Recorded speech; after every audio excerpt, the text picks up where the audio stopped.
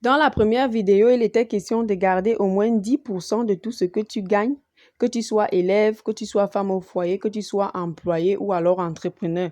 Il s'agit ici de garder au moins 10% de tout ce que tu gagnes. Alors, la question ici, c'est justement, qu'est-ce qu'on devra faire de ces 10%? Ces 10% que tu mets de côté chaque mois ne sont pas là pour t'acheter un nouveau téléphone, pour t'acheter du terrain ou alors pour t'acheter une nouvelle voiture. Ces 10% que tu mets de côté chaque mois ou chaque jour doivent te servir de base pour investir.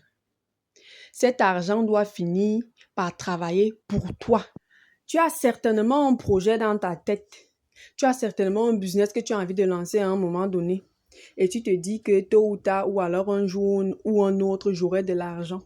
Laisse-moi te dire que pour avoir cet argent-là, si toi-même tu n'as pas déjà une certaine somme d'argent que tu as eu à mettre de côté, ce sera vraiment difficile pour toi d'avoir cet argent-là, à moins qu'il ne s'agisse de ton héritage ou d'un bien que tu es sûr qu'il t'appartient ou qu'il t'appartiendra.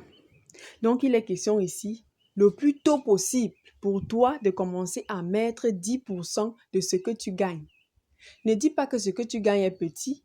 Ne dis pas que non, moi je ne peux pas économiser. Ne dis pas que non, mon oncle m'a promis ceci ou alors que telle personne m'a promis ceci ou alors que j'attends telle autre chose de telle personne. Non. Il faudrait que toi-même tu puisses avoir une base, que toi-même tu puisses avoir un certain taux d'argent.